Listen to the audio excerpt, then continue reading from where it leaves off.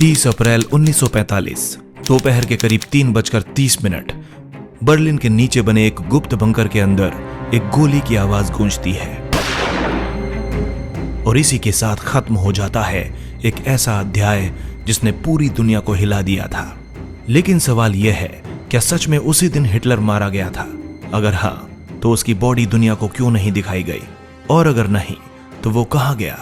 इस कहानी की शुरुआत होती है अप्रैल 1945 से, जब द्वितीय विश्व युद्ध अपने अंतिम चरण में था। बर्लिन चारों तरफ से घिर चुका था।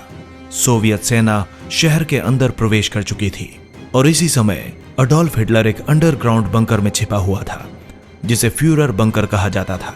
इतिहास के अनुसार हिटलर जनवरी 1945 के मध्य में इस बंकर में आया था और लगभग 105 दिन यानी करीब 3.5 महीने उसने यहीं बिताए। लेकिन क्या यह बंकर सिर्फ एक छिपने की जगह थी या एक पूरी अंडरग्राउंड फैसिलिटी? असल में यह बंकर एक पूरी तरह से डेवलप्ड अंडरग्राउंड स्ट्रक्चर था, जिसमें बिजली, पानी, ventilation system, food storage, bedrooms, meeting rooms और कम्युनिकेशन सिस्टम तक मौजूद थे। यहां तक कि एक private room, conference hall, kitchen और गार्ड पोस्ट भी थे।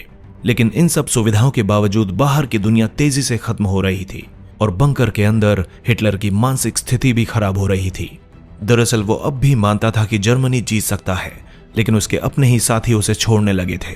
28 अप्रैल 1945 जब उसे पता चला कि उसका सबसे भरोसेमंद आदमी हाइनरिक हिमलर दुश्मनों से बातचीत कर रहा है, तो यह उसके लिए आखिरी झटका था। और तभी एक खबर आती है रेडियो पर, एक ऐसी खबर जिसने हिटलर को अंदर तक हिला दिया। उसका सबसे भरोसेमंद आदमी, एसएस का मुखिया हाइनरिक हिमलर, अब दुश्मनों से बात कर रहा था।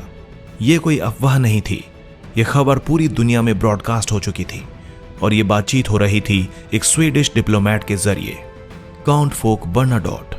हिमलर ने अलाइज को एक ऑफर दिया था कि जर्मनी वेस्टर्न देशों, ब्रिटेन और अमेरिका के सामने सरेंडर करने को तैयार है, लेकिन एक शर्त पर।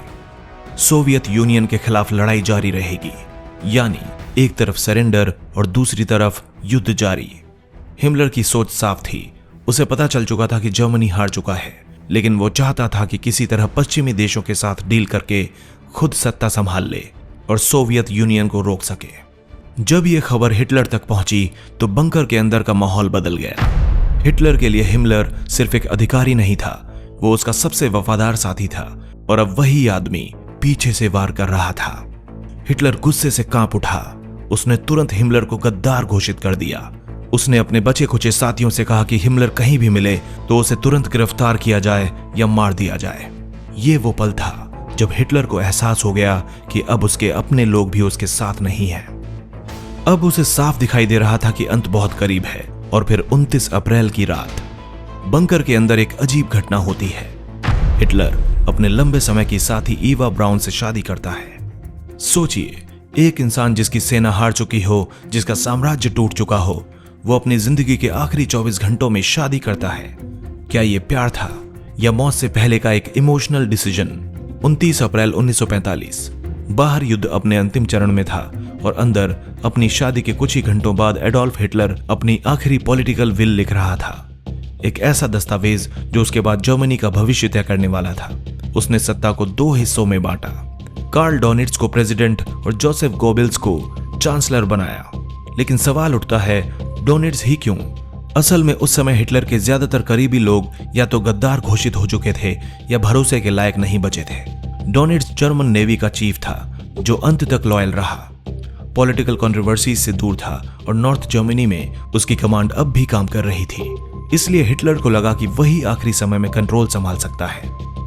लेकिन क्या ये दोनों अपने पद पर टिक पाए? इतिहास का जवाब बहुत चौंकाने वाला है।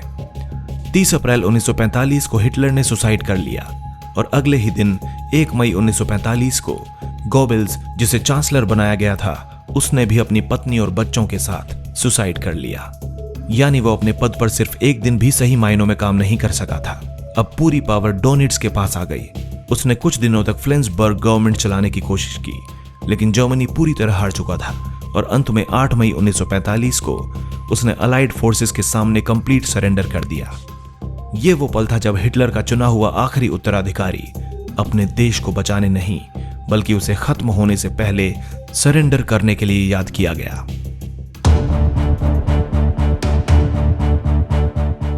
30 अप्रैल 1945 सुबह से ही बंकर के अंदर एक अजीब सन्नाटा था।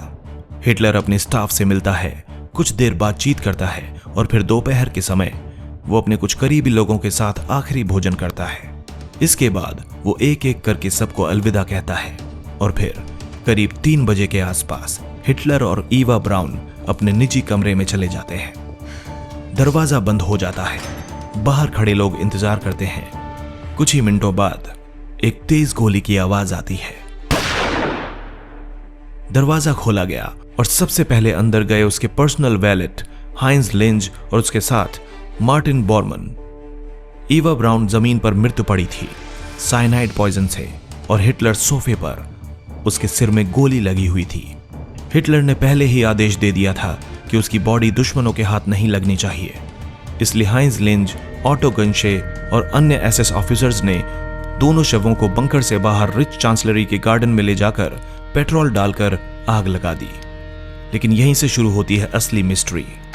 1 मई 1945 जर्मनी के रेडियो पर आधिकारिक घोषणा की गई कि एडोल्फ हिटलर अब जीवित नहीं है। लेकिन सोवियत सेना जब बर्लिन पहुंची तो उन्होंने इस जानकारी को तुरंत क्लियर नहीं किया, बल्कि उन्होंने जानबूझकर कंफ्यूजन फैलाया। कभी कहा वो भाग गया, कभी कहा वो जिंदा है। और यही कारण है कि आज भी कई लोग मानते हैं कि हिटलर अर्जेंटीना भाग गया था। उसने बॉडी डबल यानी कि हमशक्ल का इस्तेमाल किया या वो सबमरीन के सहारे भाग गया था। लेकिन क्या इन बातों में कोई सच्चाई है? असल में सबसे मजबूत सबूत जो मिला वो था एक डेंटल एविडेंस। हिटलर के दांतों और जॉ फ्रेगमेंट्स को उसके डेंटिस्ट और असिस्टेंट्स ने पहचान लिया था और यही हिटलर की मौत का सबसे रिलायबल प्रूफ माना जाता है। हिटलर ने आत्महत्या क्यों की? क्या वो डर गया था या ये एक सोचा समझा फैसला था? इतिहासकारों के अनुसार इसके पीछे कई कारण थे, लेकिन सबसे महत्वपूर्ण कारण था पकड़े जाने का डर। हिटलर अच्छी तरह जानता था कि अगर वो जिंदा पकड़ा गया तो उसका अंत बहुत अपमानजनक होगा। उसने अपने सहयोगी और कुख्यात तानाशाह बेनिटो मुसोलिनी के साथ क्या हुआ था ये अपनी आंखों से देखा था। मुसोलिनी को पकड़कर मार दिया गया, उसकी लाश को सार्वजनिक रूप से लटकाया गया और उसकी बॉडी को भी टॉर्चर किया गया था। हिटलर ऐसा अंत नहीं चाहता था। वो अपनी छवि को आखिरी क्षण तक बचाए रखना चाहता था, इसलिए उसने खुद अपनी मौत का तरीका चुना। लेकिन क्या सिर्फ डर ही उसकी मौत की वजह थी? कई शोध बताते हैं कि उस समय तक हिटलर मानसिक रूप से भी काफी कमजोर हो गया था। लगातार हार, बढ़ता हुआ दबाव, स्वास्थ्य समस्याएं जैसे पार्किंसन डिजीज के लक्षण और टूटता हुआ साम्राज्य, इन सब ने उसके निर्णय लेने की क्षमता को प्रभावित कर दिया था। वो अपने ही जनरलों पर भरोसा नहीं कर पा रहा था, उन्हें गद्दार कह रहा था और वास्तविक स्थिति को स्वीकार करने से इनकार कर रहा था। अब बात करते हैं कि उसके मरने के बाद क्या हुआ। जब सोवियत सेना ने बर्लिन पर कब्जा किया तो उन्होंने उन जले हुए अवशेषों को अपने कब्जे में ले लिया। इन अवशेषों को कई बार अलग अलग जगहों पर गुप्त रूप से दफनाया गया। सबसे महत्वपूर्ण घटना 1970 में हुई, जब सोवियत एजेंसी केजीबी ने इन बचे हुए अवशेषों को पूरी तरह नष्ट कर दिया। उन्हें जलाकर राख बना दिया गया और एक नदी में बहा दिया गया। ऐसा इसलिए किया गया ताकि हिटलर की कोई कब्र ना बचे, क्योंकि ऐसी जगह नियो नाजीज के लिए एक सिंबॉलिक श्राइन बन सकती थी। इसलिए आज ना तो उसकी कोई कब्र है, ना कोई समाधि और ना ही कोई ऑफिशियल रेस्टिंग प्लेस। 30 अप्रैल 1945 को उसकी मृत्यु के कुछ ही दिनों के भीतर 7 मई 1945 को जर्मनी ने आधिकारिक रूप से आत्मसमर्पण कर दिया। तकनीकी रूप से युद्ध पहले ही खत्म होने की कगार पर था, लेकिन उसकी मौत ने जर्मनी की बची खुची नेतृत्व शक्ति को पूरी तरह समाप्त कर दिया। अब कोई केंद्रीय नियंत्रण नहीं था, कोई रणनीतिक दिशा नहीं थी और यही कारण बना कि युद्ध का अंत तेजी से हुआ। अलाइज जैसे अमेरिका और ब्रिटेन ने इसे एक बड़ी जीत के रूप में देखा, जबकि सोवियत्स ने इस घटना को लेकर एक अलग रणनीति अपनाई। उन्होंने तुरंत साफ जानकारी देने के बजाय कई तरह की अफवाहें फैलाई, जिससे दुनिया में भ्रम बना रहा। यही भ्रम आगे चलकर कॉन्स्पिरेसी थ्योरीज की जड़ बना।